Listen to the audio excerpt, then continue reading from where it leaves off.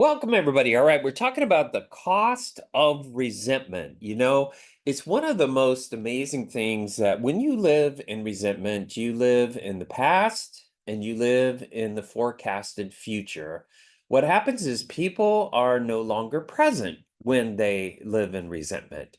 And if you've been in any kind of long-term relationship, you know what resentment does to people and how it drives people apart, because what it creates is narratives, and narratives are what we do to collect bias research on our partner to identify moments that exonerate or not exonerate, exemplify exactly what we think of that person. So if that person says some snarky remark and we think of them as a very negative person, that snarky remark is going to be collected as evidence that you are what I believe you are. And we, as human beings, find security in the need to be right. But the problem is, as we collect narratives about other people and about other things, about other places, about other organizations and all that kind of stuff, what we do is we lose touch with reality because everything has to fit in the box of what we believe they are.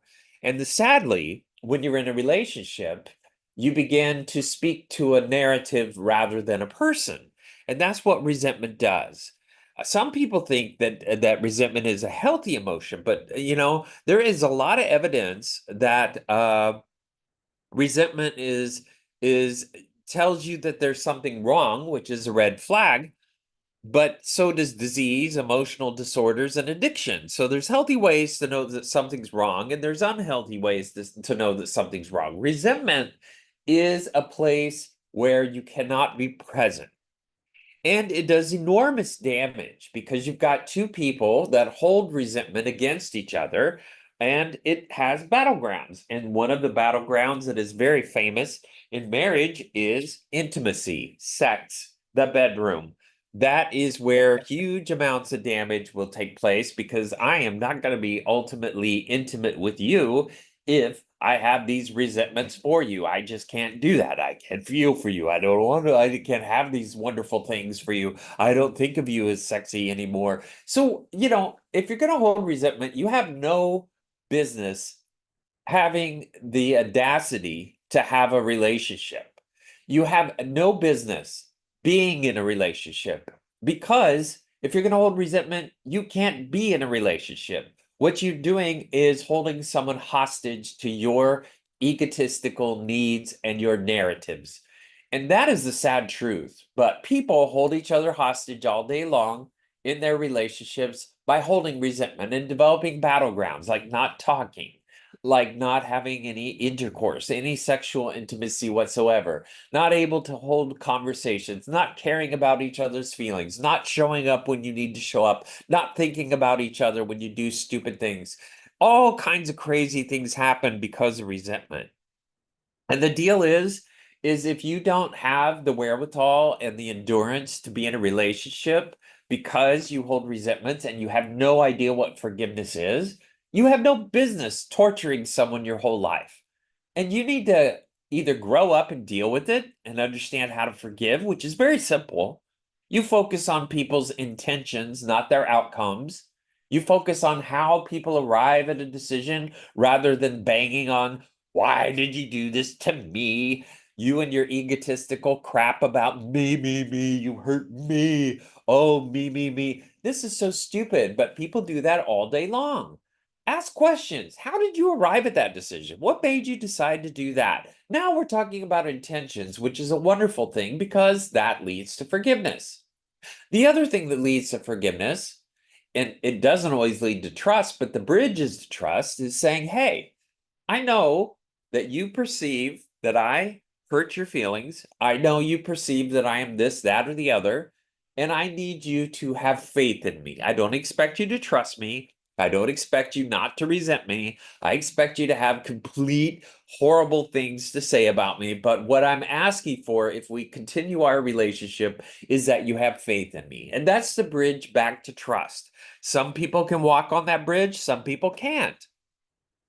So, there's a lot of passive aggressive behaviors that come out of resentment. Number one is criticism, defensiveness, stonewalling, contempt, sabotage.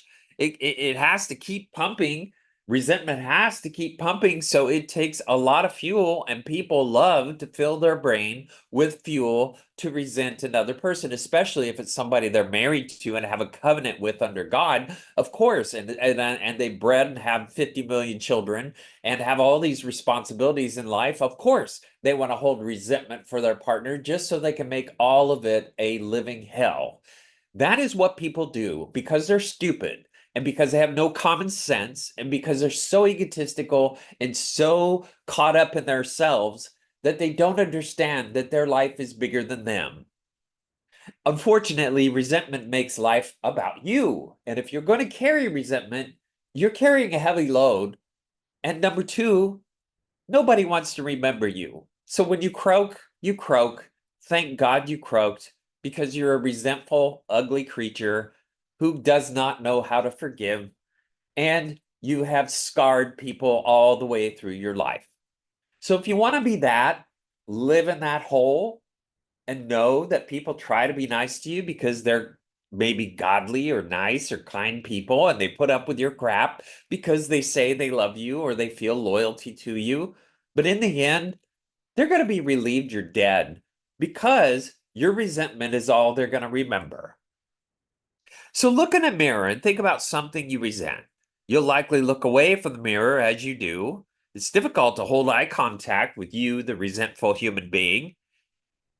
But if you could force yourself to hold on to resentful thoughts, how things are unfair, how things are wrong, what a horrible victim you are of life. You know what? We were all born to live in the jungle. We were all born to have to survive like people in a third world country. You're not going to find depression and anxiety in a third world country because they can't afford it. They have to make it. They have to survive and they have to depend on each other. And they have to get over crap pretty quick. And they have to learn how to forgive pretty quick because none of us are perfect. All of us have mixed motives and we are a mess. But we do depend on each other. And in that, we have to improve our communication and our accountability with each other. And as we grow through life, we get better at those things, hopefully. However, people that can't take accountability and can't move through life taking responsibility have remained in their childhood. And guess what? If you're going to be an adult child, a lot of people are going to resent you. You're not going to have a lot of integrity. You're going to do a lot of stupid for your age.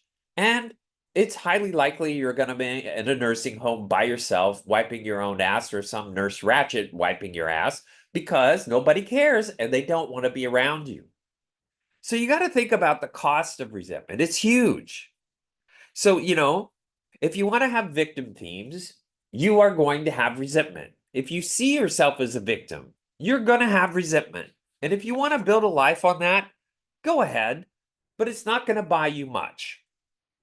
It's also going to buy you a lot of loneliness. It's going to buy you a lot of people that want to try to save you and then get sick of dealing with your crap because you're always a victim. Narcissistic people, by the way, love victim themes, carry tons of resentment for everyone because they do not subscribe to their particular expectations. And so, as we move through life, we have to understand that resentment is a perception of unfairness. Well, the truth is, fair is a place where they judge pigs. There is no fairness in this life. There is no justice in this life. All of the crazy wokies that took over our legal system proved that over the last 4 years, if not 20 years, that they've taken over our politics, our legal system, and our basically our entire lives, our education, and everything else that they've taken over. And so what you have to understand is we're not going to get that in this life. And you're not going to get that in a relationship because a relationship is very human. A relationship is based on understanding. And understanding means I have vested in understanding you to the best of my ability. I have put your perception above mine so that I can help make decisions for you, the person I'm married to, the person I'm in a relationship in this life. I'm going to understand you as well as I can so that I can protect you. And hopefully you're going to understand me so you can protect and look out for me. And therefore, we will have a relationship. But people that carry resentment only look out for themselves. They have no business being in a relationship. You need to just back off and stop hurting other people in your life because you are a resentful, careless, childish person. And that's what resentful people are, childish. They can't grow up. They have to be victims, just like all children. They have to use guilt and shame to manipulate everybody in this world. And if you're married to one of these turds, hopefully you can move them out to the yard until they grow up and get over themselves. So, resentment is a narcissistic quality. It's presuming the infallibility of your own perception, your own perceptive things. The things that you believe are true are more important than all things in this life. You are the owner of the truth. That's what resentful people are, the owners of all truth. You know, none of us are the owners of all truth. There's a thing called the Socratic method, which is how we all need to live our life, which is we talk about a topic, but all of us come from a different angle. All of us have different perspectives, and we learn from each other by respecting each other's perspectives. If you're going to be in a relationship, you have to put another person's perception above your own and validate it. It doesn't mean that you agree with it. That is not necessary. What is necessary is not acknowledgement, which is just kind of a half-assed way to walk through life, but actually understand where another person is coming from. Actually understand the impact of their thinking. If you could do that, you are a safe person for another person. If you're a resentful person, everything has to fit in your egotistical, ugly little box. In many cases, judgments of unfairness do not cause resentment. Resentment causes judgments of unfairness. And it may be impossible to know, whether you're wronged or if others are reacting to you disregarding their feelings and dismissing their perspectives.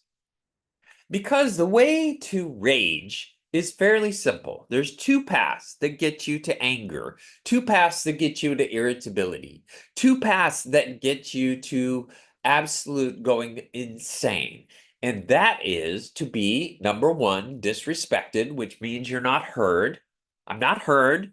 So a lot of people go to rage on disrespect, irritability, anger on disrespect. And the other ingredient is fear. They're afraid because they're afraid something horrible is going to happen. Oh, you want to spend money on this awful thing. I can't believe you're going to spend our life savings on this horrible thing. Why would you do that? You're going to buy that piece of clothing and it's going to make us bankrupt. You see, people go crazy over fear. People go crazy over disrespect.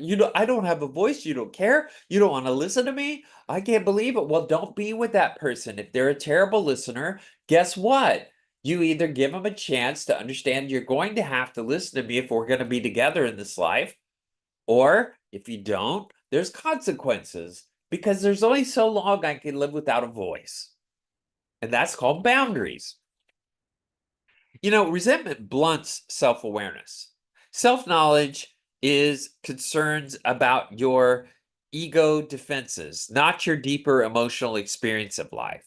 Hidden behind the veil of ego defense is the true motivation for healing and corrective behavior. Sadness, guilt, shame, anxiety, fear. Here's the deal. Without resentment, or with resentment, you are not going to be in touch with anyone's deeper self, which is their human suffering. Identifying and understanding another person's deeper suffering is our responsibility. Our ultimate meaning of life is the ability to understand other people's suffering and be there with them, not fix it, but to understand it and have empathy for it. That is what Jesus taught us. That is the essence of what it is to be a human being. That is the highest, most noble calling of any human being, is to care about another person's suffering. However, people that live in resentment are so egotistical that they cannot be in touch with anyone else's feelings because they're so caught up in their own little feelings and their own little insecurities and their own little vulnerabilities and their own little immature, childish little self that never grew up. And I'm being fairly harsh here, but the deal is it's reality. If you want to damage your life, if you want to stunt your growth, if you want to have no development at all, think you're right and everybody else is wrong, be a terrible listener, which narcissistic people can't even admit the fact that they're worthless and as tits on a boar hog when it comes to a conversation or actually hearing someone. They can't do that. They think they hear everything. They think they're the greatest things on the planet Earth. They're not. They're worthless pieces of crap that walk through life and everybody can't wait till they're dead. However, they don't even get that because they're not even self-aware enough to understand that. So the deal is resentment can really carry a huge baggage because it makes other people very powerful. It makes you calculating, like playing risk your entire life. You're always having to calculate, always calculating because you don't trust anybody. And that's a lot of work to go through life like that. The deal is, we're supposed to have compassion for each other. We're supposed to be grateful. And guess what? The remedy, and we'll talk about this later, the actual remedy to resentment is the ability to consciously decide to be grateful to other people. Gratefulness actually makes you have to be fully present and fully aware of everyone around you and recognizing their goodness. God forbid you did that. Nobody deserves that. No, they do deserve that, as you do. If we were more grateful for each other, we would do more for each other, and we would evolve into a much better creature than we are today. All right, we're going to take a quick break, and we're going to come back and talk more about how to forget, how to forgive, how to understand resentment, and moving on into emotional intelligence. So come back.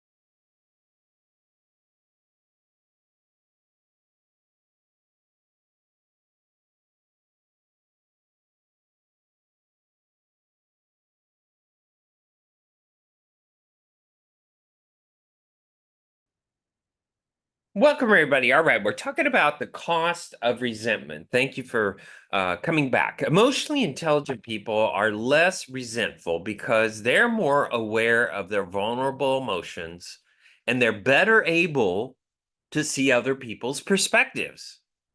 They're aware of relationship problems and they're actually able to address them without the blame and the denial inherent in resentment. Now, here is a basic component of human communication that all of us need to understand if we want to handle conflict well. The way you handle conflict is you have to negotiate what is the meaning of what we're talking about to you and to me before we discuss our perspectives and discuss a compromise on what we're talking about. That means that we may or may not agree, which is fine. But what we more often have to understand is respect derives from your understanding the meaning of what I'm talking about. So let's say we're arguing about how to discipline a child, and you think I'm an abusive person. And so you're coming at me with the meaning that you're being an abusive person instead of trying to discipline your child and teach them a lesson. And the other person, and let's say the other person is wanting to discipline because they're afraid that child has been over disciplined or is going to be scared or is not going to respond to the discipline. So they're scared of the result of the discipline. And so both of you are going to argue about the meaning. One of you thinks the other is an abuser, and the other one thinks you're a wimp. And so both of you are going to have to figure it out based on the meaning, negotiate the meaning, and then come to the conclusion that we have to discuss an outcome. So maybe what we ought to do is a behavior contract for the child so that the child's in charge of the consequences.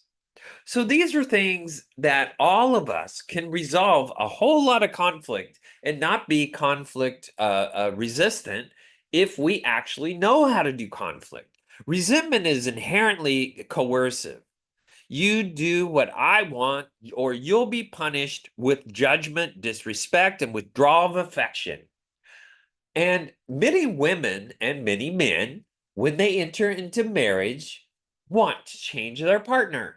They can't stand them for all these things that they didn't. I didn't know this about you. I didn't know that. You didn't tell me about this. Or we got married because we only dated for 2 months and then we got married.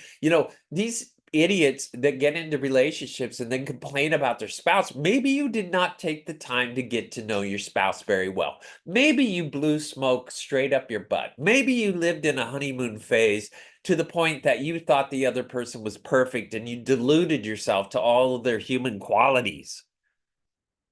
The deal is that when you enter into a relationship, you are entering into an adventure. You are entering into a journey, and the journey is the outcome. And what that means is you evolve over time as people, and you have to adapt to each other. But if you're going to marry and just be who you are, and then I'm going to be who I am, and we're going to live and try to be just regular people living a life as partners, but not have any kind of a relationship. A lot of people do that because they're such pigs that they have to be themselves and you be yourself and they never compromise. So you do your thing, I'll do my thing. And they live like that and their kids see that and guess what their kids do? The same thing. What a worthless bunch of crap. If you're a human being, you need connectedness. If you want to be alone, go ahead and be yourself all the way through your marriage. But I'll tell you what, if you don't learn how to compromise, you really don't know how to live. If you don't know how to have a relationship and hear someone else's perspective, you don't know how to live. You're just coping. You're living a life waiting to die because your worth is nothing, simply because you don't value what anyone else's life is, and they don't really give a crap about your life because you like to sit around and be yourself. And so, the deal is if you're going to live in resentment, you're probably going to be fairly isolated person. Oh, but I'm an introvert. Well, there's a lot of resentful people that call themselves introverts, but the truth is they're worthless because they like to sit at home and their resentment is what holds them back. Their resentment for finding anything and anywhere, any church, any place, any organization, any human being, they will find 5,000 reasons not to make any effort. And that's not introversion, that's idiocy. Because if you're going to live a life, you're here to relate. And you're going to have to submit yourself to what is called being a human being. Now, unfortunately, we don't live in tribes where we have to hunt, where we depend on each other because we have grocery stores and we're safe and we have police officers and fire and we live in our little telephones in our safe little world surrounded in our bubble. And we're not meant to live that way. So people hold resentment like, they're crap. They'll hold on to it for a day. And the deal is, if you want to live that way, you're never going to live. What resentment does is it puts control of your emotional well-being in the hands of someone you've judged to be unfair and unreliable. So you give this turd in your life who can't be trusted a whole lot of power. Why would you do that? Forgive them. They know not what they do. They're caught up in their own narratives. They're caught up in their own problems, and you're not going to stop it. So just sit there and witness it. Yeah. Wow. Sorry you're feeling that way. Sorry you're that way. It's sad, but I can't do crap about it. So, the deal is witness people's stupidity, but you don't have to be a participant and you don't have to give them power. If people throw terrible comments at you, it has to do with them projecting on you what they hate about themselves. And the other thing is, if you're married to somebody that's a name caller or that says terrible things, the likelihood is they think you're a terrible listener, and maybe you ought to learn from that. Our self-value needs to be determined by ourselves. Self-love is learning how to say no to things that hurt you. But the best no's are what I can do and what I can't do. And that means you know yourself well enough to negotiate an outcome that is acceptable for everybody. Compare yourself with the experience of resentment with your experience of perspective taking. Learning to take another person's vulnerabilities and desires and actually having empathy for it. Instead of thinking that a friend is late because they don't value me, and looking at it as my friend is a very anxious person, has a lot of difficulty managing their time. And I'll tell them that, the date really should be earlier than what it is, simply because I know they're going to be late. But the other part of it is communicating to them, I need you to respect my time. Can you please communicate if you're going to be late? Communicate when you're going to leave, because I know that you have a lot of trouble, organizing. Caring about other people's problem doesn't mean you have to be codependent on them or prop them up. There can be a result to people that are late, which means you just leave, and that's a better way to teach them, because that's called a natural consequence. Genuine self-value, as opposed to entitlement and inflated ego, which comes from resentment, arises from behaving according to your most humane values, not controlling other people's behavior.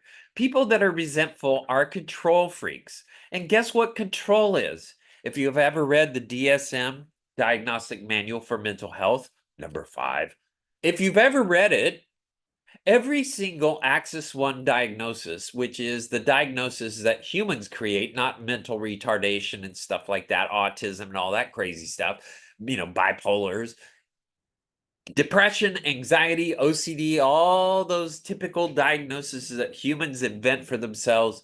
If you read all of the symptoms or all of the things that lead to those diagnoses, the symptoms, what you're going to discover is they all derive from one common derivative: the need to control things you cannot control.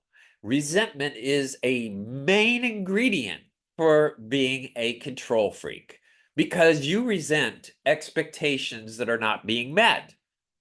And anytime a human being has expectations, they have the grounds for anxiety and depression. Simply because if I'm going to resent you, if I'm going to expect you to do your homework tonight, I'm probably going to feel betrayed. I'm going to probably feel like you're a failure if you agreed to do your homework and you didn't. Now, if I went, I would prefer you did your homework tonight. I really would. I prefer you did that. But if you don't, you're going to pay a cost. Now, if it's a preference, there is no failure. There's no betrayal. And that is the remedy to depression. However, people are such freaks that they have to have it. They don't even know that they live in expectations because they're not even so self-aware of themselves that they live with expectations. But if you actually examined every expectation you have in your life, and I'm not talking about if you're a firefighter, a police officer, or somebody that has a very exacting job. I'm not talking about your job. I'm talking about your relationships. If you can have relationships where you eliminate expectations and actually I prefer you treated me like this. I prefer you talk to me like this. I prefer we did this. I prefer to go to this restaurant. I prefer to do that. I prefer that you acted like this. If you did more of that, you'd be teaching people how to love you. You might get more out of your life, and you would not have the sense of betrayal or failure operating in your life. So what derives resentment? It's the illusion of power and control. It provides the energy and the impetus to get things done. It's a way to avoid uncomfortable communication. It's what we perceive as protection from vulnerability, but what it is an elimination of you from the living. It allows a person to feel right. Oh, yes, you must be God because you're right. You got to be God. What a bunch of idiots we are. The need to be right.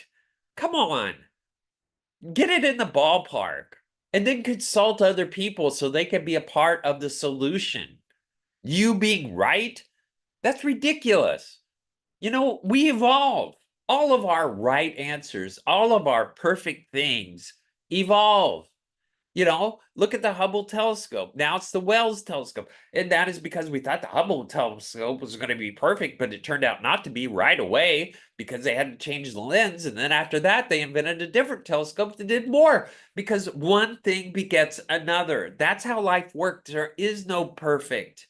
There is no. And if you want to be a perfectionist, I'm a perfectionist. I like perfect. If you're going to live like that, what a waste. You're just coping with life. You're setting yourself up for failure because everything has to be perfect, including your children, including your life, including your decisions. If you're going to live like that, you're a big fat cop out. You are not alive. You are dead, waiting to die. You're standing there living a life that is worthless. And that is unfortunately what people love to do because I'm a perfectionist. Life is not perfect. It's meant to experience. It's called experiential learning. That's how we get through life. And if you don't embrace that, you're not going to have much of a life. But these, I'm a perfectionist people have to have relationships and they have to have children and they have to have houses and they have to have jobs and they have to do all the stuff to live. And guess what they do? They make everybody miserable because of their stupid, perfectionistic, egotistical needs. And they're psychotic and they need a therapist and they need to wake up and understand life is not perfect. It is adaptive. And that's how we all have to live. The other thing that resentment does is it provokes guilt in other people. It's a way to avoid feelings under the anger. It's a way to continue to hold on to a relationship that otherwise end. What do you think everybody did about all these crazies in the Democratic Party and all the other ones that attach themselves to Kamala and Joe and all the idiots, all the wokies and the BDSMs and the whatever the Black Lives Matter. They have resentment. They live in resentment and they love it. They love all their anger because it's so addictive to have that power. And then you give them power like the government and they want to destroy everybody because you better prescribe to my truth or I'm going to torture you. I'm going to take you to court. I'm going to do whatever I can to you. And that's what these nasty ass people do. And we have to understand that resentment does not belong in our lives, in our society. It is a human emotion, but we have to get on top of the mountain and rise above it and understand what damage it does to our lives, our children, our relationships, our jobs, and everybody we touch. The art of releasing resentment is a very incredible feeling. First of all, you have to understand what creates peace. Peace is the ability to accept the unacceptable. If you want to have peace in your life, learn to accept the unacceptable because that is your baseline to grow. But people want to be I just want to be happy. Well, happy's one emotion, and it's really hard to be happy all the time. You can be joyful. If you want to be joyful, that means you have faith. Joyful people have faith. They don't live in fear because when fear enters, faith leaves. When faith enters, fear leaves. So if you want to have a life that's more joyful, have faith in other people. Have a faith in your decisions. Have a faith in your life. Have a faith that, okay, I don't have any money in the bank, but maybe I'm going to do some things that are going to make life a little better. I'm going to find a way to make comfort. This is going to be a better year than last, and I'm going to look for better opportunities. I'm going to create a goal and some plans, and I'm going to have faith in those plans, and I'm going to follow those plans. Okay, that would make life a whole lot easier. The decision to see beyond the reactive judgments of your ego is the release of resentment. And also letting go of the idea that you can have had a different past. You're never going to change the past. And if you think about it from a God perspective, that's what it took to get you where you are. Determination is the ability to accept what is. That is it. That is whatever happened is the way it is, and you're supposed to learn from it. And that's kind of how life is. It teaches us how to be resilient. You turn chicken shit into chicken salad. That is what makes an incredible person. And if we could do more of that and spend less time on resentment, we will find our better selves. Also, condoning and excusing hurtful and insensitive behaviors is a way of resentment. Suppressing anger and acting as if everybody's fine is resentment. That's what idiots do in their group mentality. Also, judging and assuming an attitude of superiority or self-righteousness. People love to ride I am so right. If you go to like congressional hearings and hear these idiots in Congress and in Senate and all that stuff ask their stupid questions as if they're the superior and you're an idiot, they love to do that because they like to make themselves think they're better than you. They're not. They poop, they pee, they have mistakes, they've done stupid, they've done a whole lot of things. Many of them probably should be in jail, just like the rest of us. Forgetting or denying hurtful or insensitive behavior. People are really good at that. You know, if we want the path to forgiveness, we have to challenge the face of cultural beliefs and traditions. We have to understand that we come from a culture, a family of origin, and it teaches us a lot of things that we have to unteach ourselves.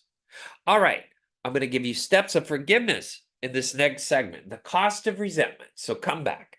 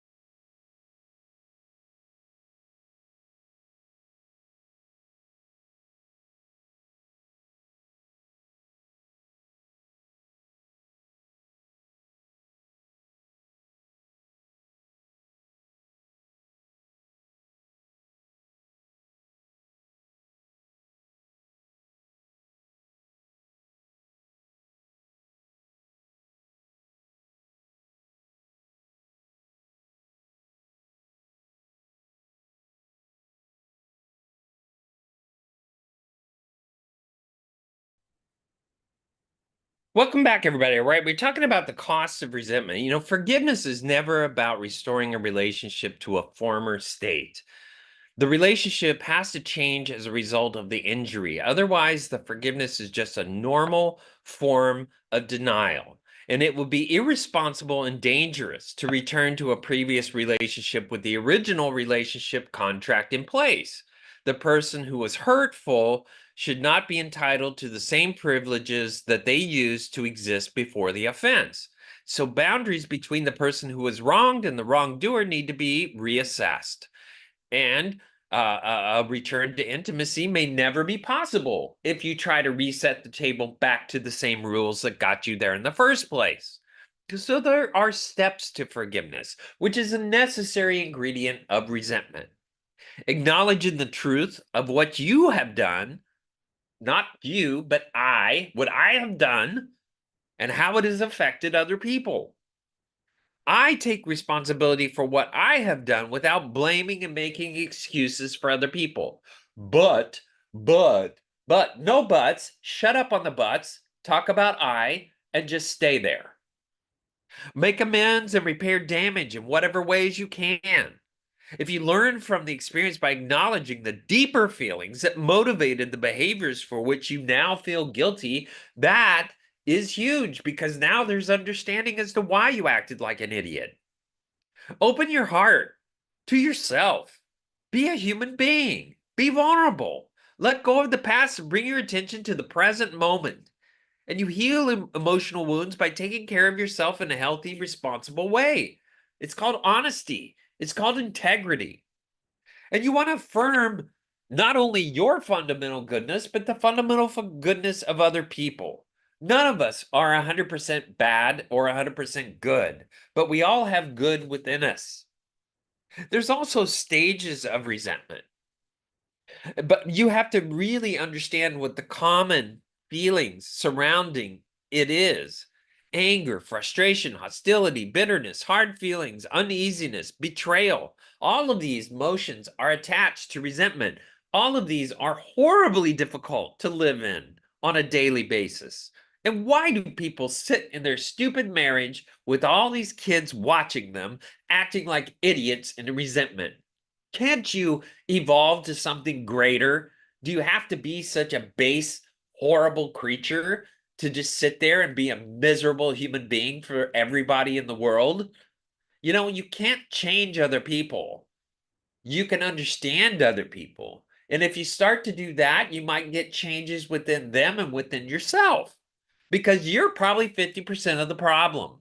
And you probably need to assume that first before you start targeting others. There's also feelings of regret. A lot of people regret resentment, but are too proud to face resentment. There's also avoidance. There's a lot of unwanted memories and trauma. The deal is nobody knows what the hell your trauma felt like. So if you were raped or molested, or if you went through something horrible in your childhood, your spouse is not going to know every little trigger leading back to your trauma. It is up to you to deal with your trauma. If you've had trauma, don't project it on everybody else in this life. Go to a therapist who deals with trauma and deal with your trauma instead of traumatizing the rest of the world with all your stupid triggers. All of us have had trauma. Everybody.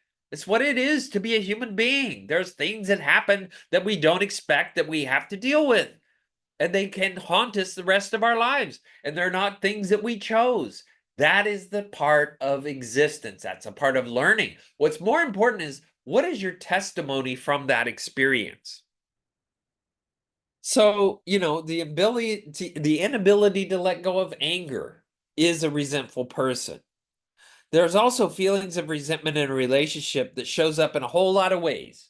A person that you have to walk on eggshells around because they're moody and they're felt-tempered. You never know what they're going to say. You never know how they're going to wake up.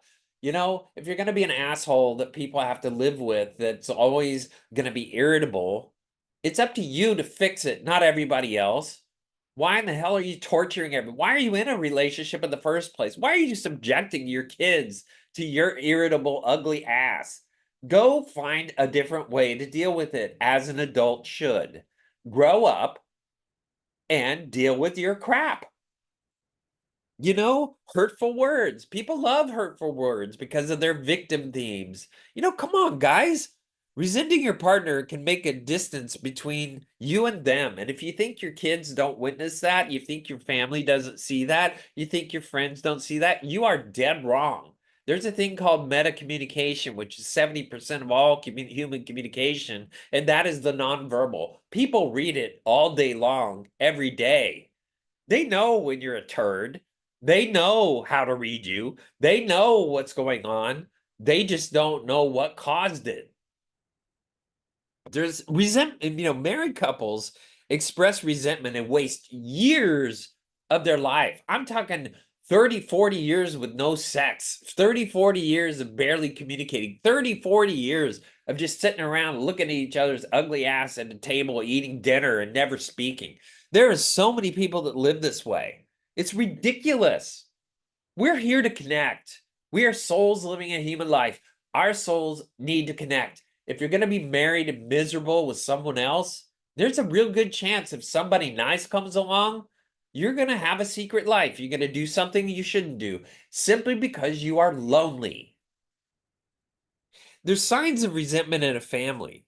When you have people that are terrible listeners, when you have egotistical people that have to set traditions and you're always supposed to do it my way, you can't treat your kids like that. You can't do things that way. When you have overbearing parents who have to tell you as an adult how to live your life, you're going to resent them. And you're going to resent if you don't know how to set boundaries. What I can put up with is this. What I can't put up with is that. And so what you have to do is be willing to set boundaries. And there's a lot of idiots who get married and they don't defend their spouse. If you're going to be married and you have idiots in your family and you have friends that are idiots and other people that are idiots and they talk badly about your spouse, you need to stand up for them. You don't talk about my spouse that way. You don't do that. It's not going to work. Okay? So if you want to have a relationship with me, you're going to have to respect who I'm married to.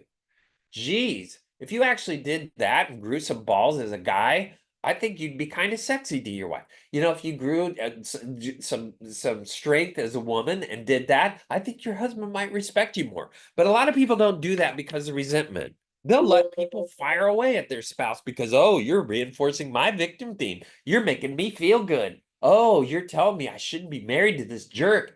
Yeah, where do you think that's going to lead? Especially if they have children together. Do you even think about that? The real victims of divorce are children, especially if they go to court and the idiots can't solve anything and they rely on a judge who doesn't know their ass from a hole in the ground to make up their mind about what custody is going to look like based on the evidence of what a jerk you are and what a jerk you are. You know, People look for signs of resentment in friendship. Openness and honesty is a huge part of life. And if you can have openness and honesty, and I'm not saying have an excuse to be an asshole because there's a lot of people, oh, I just have to tell you the truth. Well, if you're going to tell the truth, you might want to tell the truth in a way that is respectful rather than just be a jerk. Just because you tell the truth doesn't give you authorization to be a jerk. If you're going to be a jerk, people are going to resent you and you're going to be boxed out of life. you know, Signs of resentment are very simple. It's a breakdown in communication.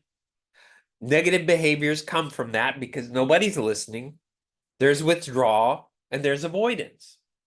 All it really takes is the willingness to listen. And listening is not agreement. Listening is validation. Oh, I understand. Okay, I hear what you're saying. So what you're telling me is this. Oh, I understand what you're trying to get to. I get that. That's called investing in another person. Empathy. Empathy is exploring why the situation, what happened, how the situation arrived, or how resentment was caused, which allows you to uncover potential misunderstandings. By trying to see things from another person's perspective, you may be able to reduce resentment. And here we are in this global world that our wonderful governments across the world have created, which has really messed everybody up. On this global world, we have blended cultures. And in that blended cultures, with our wonderful, jets and flying to each other's countries and mixing and breeding and doing all kinds of stupid with each other, we are discovering that there are different cultures. And in different cultures, there's different expectations. And so we have to understand that our communication has to be better and better and better and better. If you're going to marry someone who comes from a different culture, even if it's second, third, fourth generation of a different culture, if that culture is what's called a closed culture, there's a good chance there's a lot of remnants of what that person is made of that is not going to be conducive to your expectations. So you are going to have to be a better communicator. So if you're one of these ruminative people that just thinks inside your brain and never communicates and never understands feelings and never understands another human being but yourself, you have no business marrying a person from another culture, because it takes the idea of understanding other people's cultures and expectations and their influences to be married to someone from a different culture. It means you have to be even better at communication. And if you're worthless at communication, you have no business marrying someone from a different culture. You also have to lean into gratitude. Grateful people are the most attractive people in this world. No matter how ugly they are on the surface, they themselves, in their heart, in their soul, are good people because they're looking for the good in others. We hear so little good about each other that when we hear someone that's grateful and kind and caring and actually says nice things to us about ourselves, it's such a relief to hear that. And if you could actually be the source of gratefulness in your life instead of resentment in your life, you would rise above the normal other people in this life and become the 1% of humanity that other people wish they could be, which is a grateful person. And every human being has access to that ability. Unfortunately, they think money and power and jobs and having all the right things is going to give them what they want. No, what's going to give you what you want, including security, is gratefulness. Resentment is a buildup of negative emotions such as anger, frustration, disappointment. And what it means is you think you are God. You're not God, and you need to understand that. And you need to be more humble, because if you're going to be resentful, you have a God complex. If you're an unforgiving person, you have a God complex. You need to get over yourself really fast if you want to have a life, because we only live so many years. And the truth is, if you're going to live 50, 60, 70, 80 years and torture everybody with your bullshit resentment, you have no business being on the planet. You're doing more damage than you are good. Change your mind. That's not why you're here. You're here to have relationships. Get over yourself and understand how to forgive and how to be a grateful person. And if you're married, do twice as much of that. That's what we're here for, guys. And it's crazy that people live in resentments, but it's so easy because it's the laziest thing you could do is be a resentful person. You got to let go of grudges and bitterness and make way for improved health and peace of mind. It leads to healthier relationships, improved mental health, huge opportunities of joining other people's lives and having new experiences in your life, a stronger immune system, lower blood pressure, fewer symptoms of depression, a higher degree of social connectedness, a much better way of your wisdom in this life affecting other people's life, the more influence you will have on other people's lives. It's a commitment to changing yourself and not living in your childhood and changing who you are to adapt to what it takes to be a person who positively influences other people is the opposite of resentment. That means you are here as a purpose-driven life. Rick Warren's purpose-driven life. It's not about you. It's about what people seek you for. What do you want people to seek you for? They're not going to seek you for your resentment. And you need to understand that. So that's our show. Thank you for listening. I love hearing from you. You can do that at voiceamerica.com, the empowerment, health, and wellness channels, Dr. Gary Bell's Absurd Psychology. Now remember, how can you manage your anger if people can't manage their stupidity? And if you don't share your problems, you'll resent hearing other people's problems. Also, gratitude solves resentment. And resentment is drinking poison and waiting for someone else to die. Thanks for listening.